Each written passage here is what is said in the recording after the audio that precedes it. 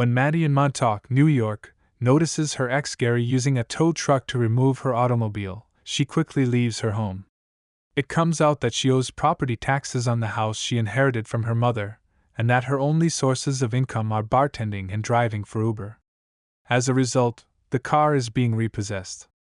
There are much less odds of paying off the debt without the automobile. Maddie ghosted Gary, who is upset with her, but she continues to try to flirt with him and claims to have been thinking about him all along. Gary first appears to believe her, but later Maddie's late-night visitor leaves the house as well. Maddie tries to pass him off as a relative, but as he starts touching her, Gary drives off with the car. Maddie will now have to skateboard to work. She passes Gary's tow vehicle while he is inside a supermarket purchasing groceries as she makes her way there. She seizes the opportunity to unhook her car from the truck as soon as possible and attempts to go, but she forgets about the extra hook, leaving her locked there for Gary to witness. He raises the hook when he exits and dials the cops.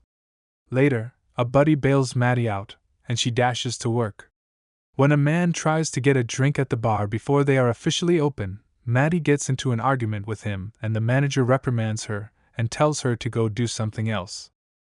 Maddie complains to her pregnant friend Sarah and her husband Jim while folding napkins. Sarah comes across an intriguing Craigslist ad at that same moment. Two helicopter parents are searching for a lady in her early 20s to date their reclusive 19-year-old son for the duration of the summer in exchange for a Buick Regal. Maddie chooses to apply despite being older. The following day, Maddie makes the extra effort to rollerblade to the family's home because she needs to ascend a stairwell and an elevated road.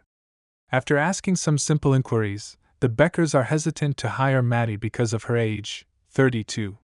Maddie hastily improvises a speech, claiming that the reason the ad is still up is because all the previous young girls let them down. As a result, what they need is an experienced individual who can assist their son obtain dating experience and mentor him to become a respectable man.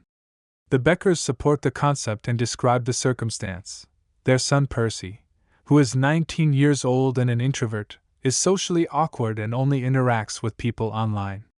He avoids smoking, drinking, and attending parties.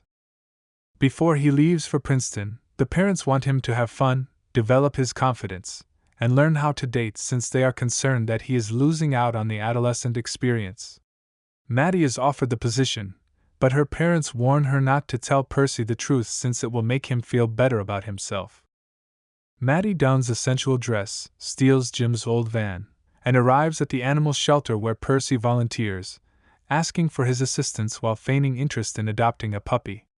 While Maddie continues to flirt and make several innuendos without success, Percy introduces her to a puppy named Milo. They proceed to the office to complete her application, where Maddie struggles to move a tiny sofa up to the desk so she can continue to flirt with him. However, because the couch is too low, she makes a poor impression. Percy feels awkward as he continues to ask her questions as she continues to flirt with him. He soon chooses to stop the conversation, but Maddie seeks a reason to continue speaking with him and offers to drive him home as she is familiar with his address. Maddie corrects her error by stating that it is on his luggage when Percy asks how she knows that. When Percy's coworker Crispin arrives to check what's going on at that point, Percy seizes the opportunity to announce his impending early departure. When Maddie catches him collecting his bike after she has followed him outside, she offers him a ride once more and loads the bike into the back of the van to demonstrate that he is unable to refuse.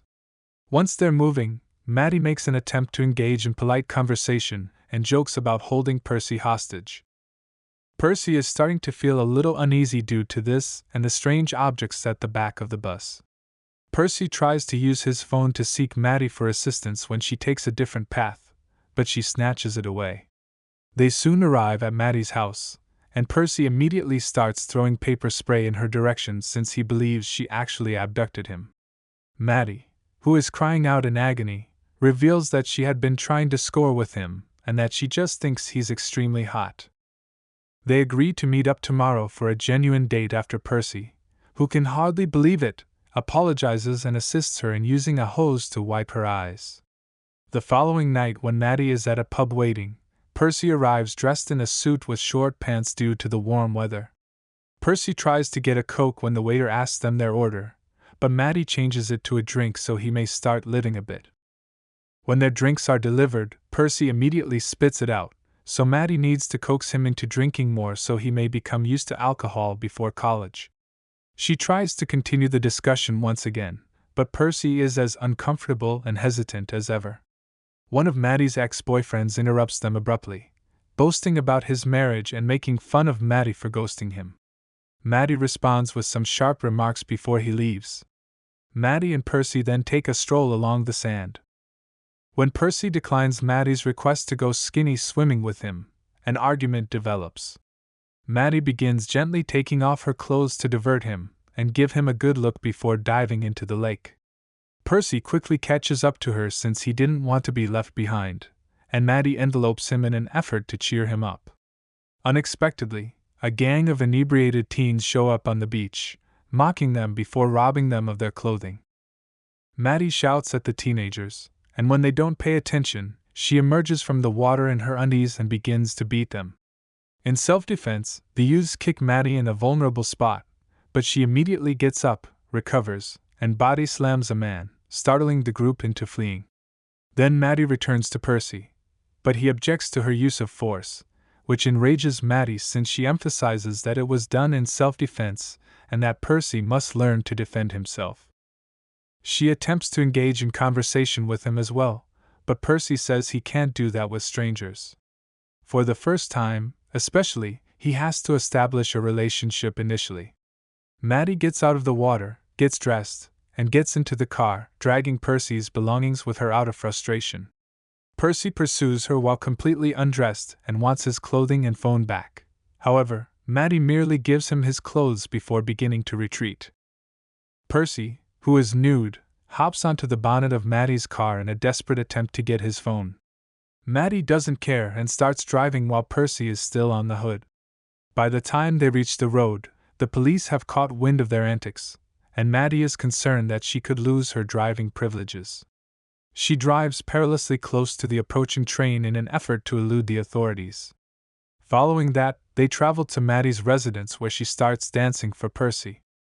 Maddie wants Percy to kick her behind, but he has no idea how to do it and ends up kicking her. Maddie then tries to dance while Percy is on his lap, but he complains about the weight on his leg, so Maddie swaps their positions and moves him about on her lap like a baby. When Maddie asks him once again whether he wants to get started, Percy replies that he does, but that his lack of experience makes him uneasy. At this point, he starts to scratch himself. When Maddie lifts his top, she sees a rash on his chest that was brought on by his anxiousness. Without passing judgment, she goes and gets some cream to help him out. Percy shares, after receiving consolation, how he dislikes being socially uncomfortable because he has only ever met acquaintances online or through his old nanny. Maddie thanks him and explains that she has lived here all her life to care for her ill mother. Her father was away since he had a family in the city, and her mother was only a passing relationship.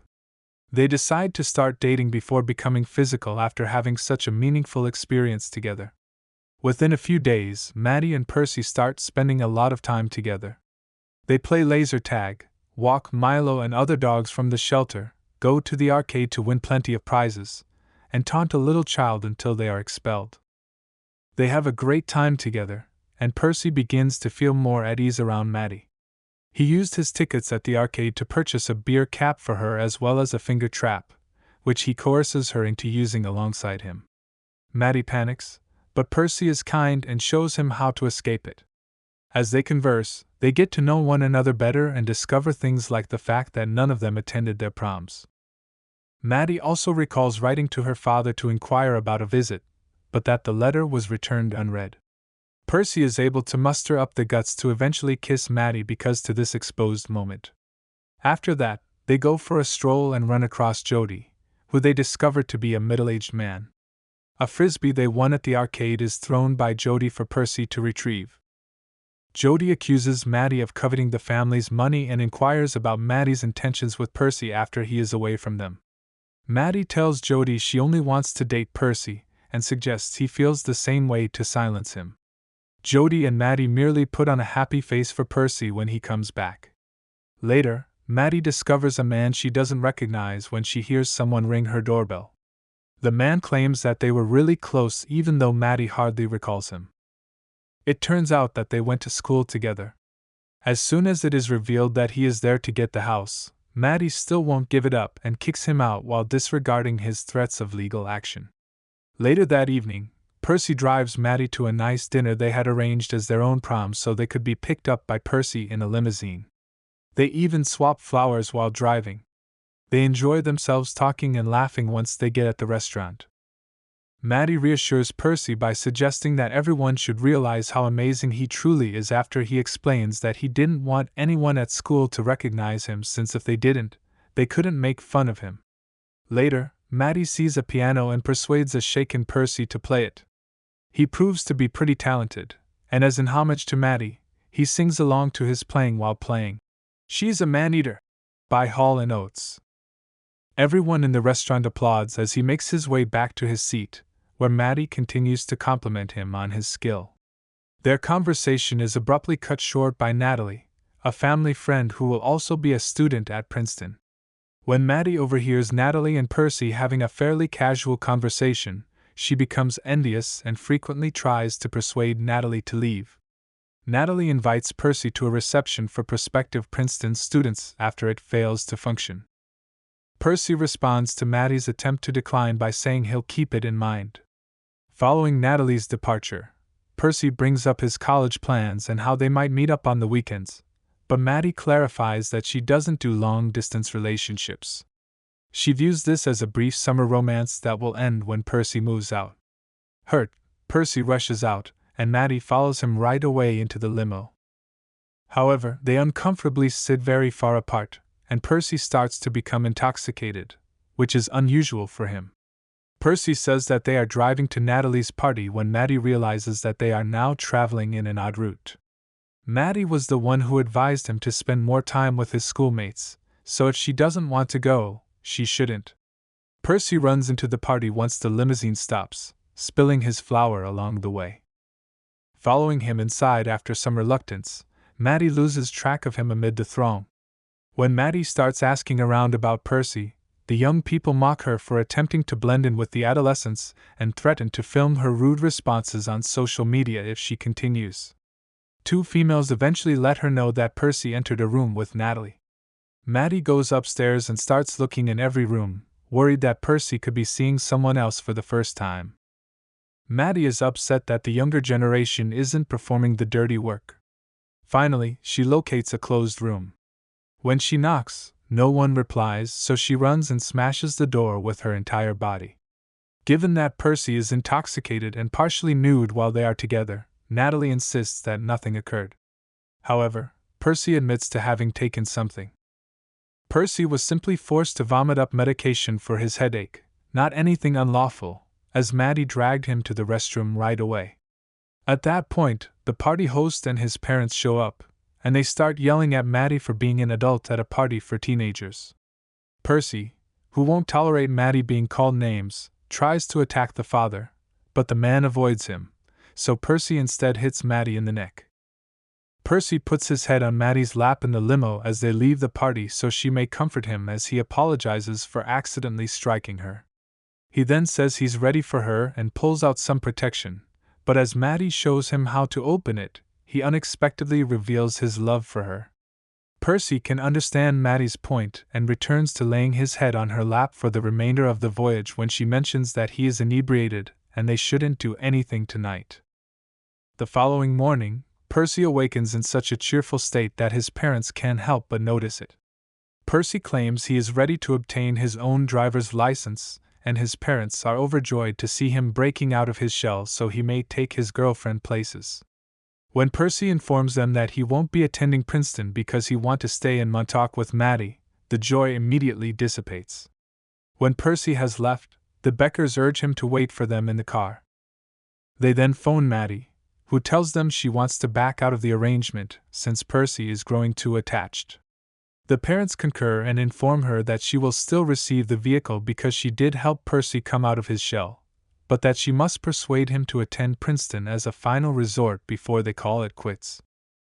As Maddie accepts, Percy messes around with the car's equipment and unintentionally connects to the phone, hearing the final part of the discussion, and learns that Maddie had simply been paid to be with him. Without telling his parents, Percy asks Maddie to lunch after giving it some thought. When Maddie unexpectedly knocks on the Beckers' door, they are taken aback. Percy tries to get his parents and Maddie to talk throughout the lunch by asking them probing questions that would lead to the disclosure of their secret, but Maddie and the Beckers do their best to play along. Percy receives a call out of the blue and rushes outside to meet Crispin, who assists him in destroying the Buick. Percy decides to smash it into a tree in the forest because the automobile is so strong that even striking it with a rock doesn't work. The task is then completed when the tree topples over the automobile. Percy enters the house and walks directly to his room, so Maddie follows to see how he is doing. When Maddie refuses to let him kiss her because she claims her parents may hear them, Percy instead attempts to get the truth out of her. Maddie agrees to be sexual with him in order to divert his attention away from what she is lying about, but Percy is done in a matter of seconds. Later, Percy acknowledges that he is aware of Maddie's agreement with his parents. When he dismisses Maddie's apologies and claims that it was genuine for her, Maddie becomes enraged.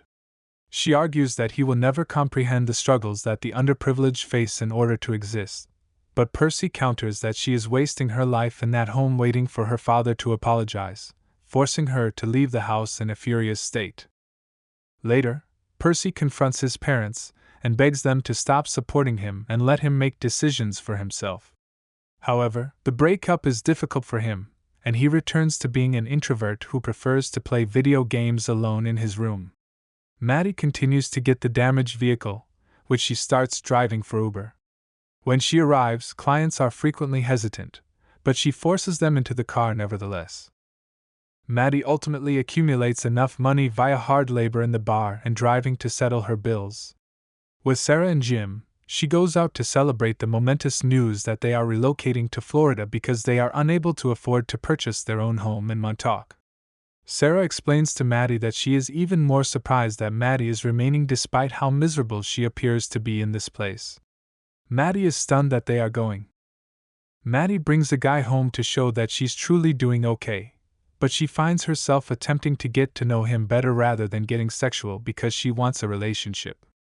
The guy discovers Percy's finger trap and connives Maddie into using it, but he uses his banana instead of his finger, and Maddie tosses him out. Maddie discovers the letter the following morning and decides she needs to move on. She destroys the letter, repairs the automobile, gives Gary a hug of apology, and then decides to list her property for sale, but there's a catch. Additionally, she wants to apologize to Percy, but he won't return her messages, so Maddie starts searching everywhere for him. Percy's parents tell her that he will be at the Princeton mixer, but Jody and Crispin are upset with her and won't help her. When Percy ignores her and attempts to leave, Maddie leaps on top of his car's hood and apologizes while explaining that their relationship was genuine. Percy starts driving about with Maddie still on the hood, drawing inspiration from her previous mischief. He hits many objects along the route and accidentally ignites Maddie's jacket. Percy panics and plunges the car into the water to douse the flames while getting out to assist the woman. When Maddie apologizes to Percy, he breaks down in tears and grants her forgiveness. The two remain on the sand and discuss their future plans. Percy will really be attending Princeton, while Maddie will be relocating to California. They finally decide to remain friends. Later, Maddie sells her home, but in a way that allows Sarah and Jim to stay put and raise their kid there instead of having to leave. As soon as Percy bids his parents farewell and steps outside, Maddie welcomes him on her flight to California and offers to drive him to Princeton. The three of them meet up in the car to begin a new life after she also says that she has adopted Milo.